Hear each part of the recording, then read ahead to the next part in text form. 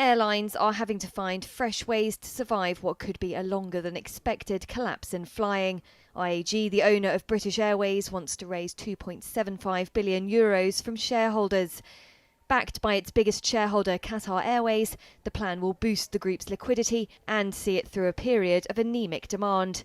A tentative return to flying in Europe has been threatened by signs of rising infection numbers.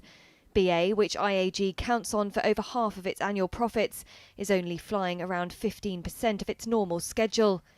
The carrier has already warned it needs to cut 12,000 jobs and plans to change contracts for its remaining 30,000 staff.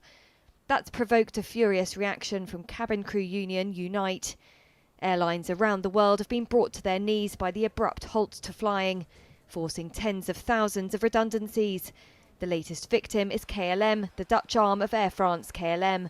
It said on Friday it would shed 1,500 additional jobs. That's part of a restructuring deal which requires it to cut emissions by 50% by 2030.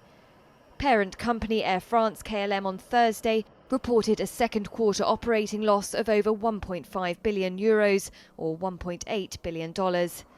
It said traffic was down 95% from a year earlier.